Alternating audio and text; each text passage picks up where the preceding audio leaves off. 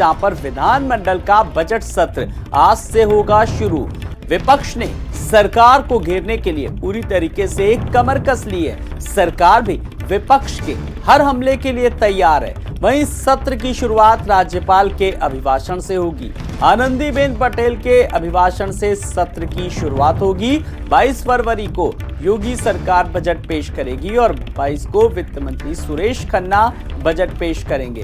तो 3 दिन राज्यपाल के अभिभाषण पर चर्चा होगी और उसके बाद 4 दिन बजट पर चर्चा की जाएगी। तो 22 को वित्त मंत्री सुरेश खन्ना बजट पेश करेंगे और उसके बाद 4 दिन पर बजट पर चर्चा की जाएगी। तो बजट पर होगी 4 दिन चर्चा, 3 दिन राज्यपाल का अभिभाषण होगा और उसके बाद 4 दिन बजट पर चर्चा की जाएगी।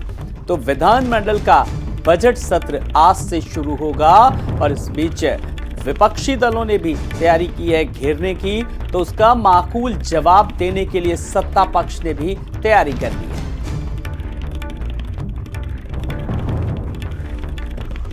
और ज्यादा जानकारी के लिए सीधे रुख करेंगे अपने सहयोगी, अपने संवाददाता संजय चौहान से। संजय, बजट सत्र का आज से आगाज होगा।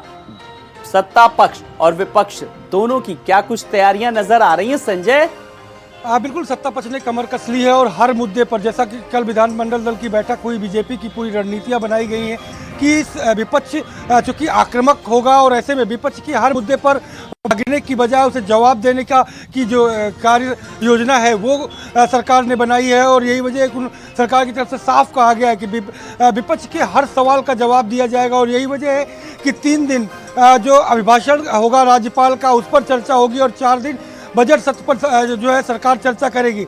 हालांकि विपक्ष इस बार के विधानसभा सत्र में सबसे ज़्यादा आक्रामक दिखेगा, क्योंकि विगत काफ़ी दिनों से जिस तरीके से शिवपाल यादव अलग थलग थे, लेकिन मैनपुरी के उपचुनाव के बाद जिस तरीके से मुख्य विपक्षी दल में समाजवादी पार्टी में वापसी उनकी हुई है और कल उनकी अगुवाई में जब विधायकों की बैठक हुई तो कहीं न और एमएलसीओ में जो दूसरे सदन के प्रतिनिधि हैं उनमें बड़ी ऊर्जा आई और बड़ी कहीं ना कहीं अनुभव के साथ शिवपाल यादव अपने सभी जो विधायक हैं उनको तैयारियों का पूरा जो है मौका दिया है और साथ ये भी कहा है कि जो भी सवाल लगाया जाए उस सवाल पे पूरी तैयारी के साथ आए। लेकिन प्रमुख मुद्दे अगर बात करें आलोक, तो कानून व्यवस्था, कानपुर देहात का मुद्दा हो, रामचरितमानस का मुद्दा हो, जाति जनगणना का मुद्दा हो और साथ ही साथ बेरोजगारी, किसानों के मुद्दे को लेकर के जो गन्ना भुगतान है उसको लेकर के, किसानों की बिजली का मुद्दा और महंगाई, ये तमाम ऐसे मुद्दे हैं जिन मुद्दों पर सरकार को घेरते हुए कहीं ना कहीं विपक्ष नजर आएगा। आलोक, बिल्कुल, ये तमाम सारे मुद्दे हैं संजय जिनको घेरने की पूरी तरीके से कोशिश करेगा विपक्ष। लेकिन ग्लोबल इन्वेस्टर समिट की बात करें, बजट सत्र है और जो निवेश आया है 32 लाख करोड़ का, उसको जमीन पर लाना बड़ी चुनौती है। तो अब इसको लेकर भी अब कहीं ना कहीं घेरने की कोशिश की क्या कुछ रूपरेखा है, किस तरीके का लेआउट है संजय?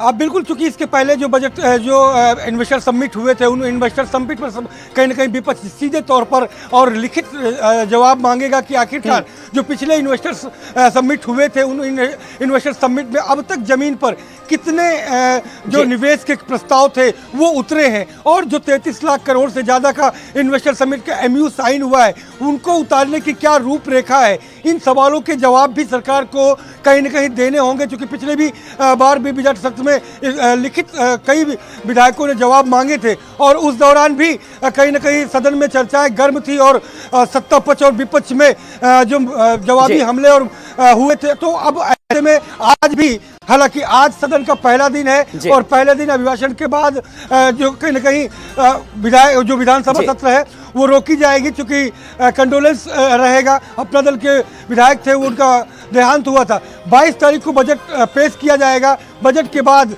फिर हंगामा देखने को मिलेगा। क्या कुछ रहेगा ये तो हम देखेंगे और आप अपडेट लेते रहेंगे लगातार आपसे। संजय, आप हमारे साथ बने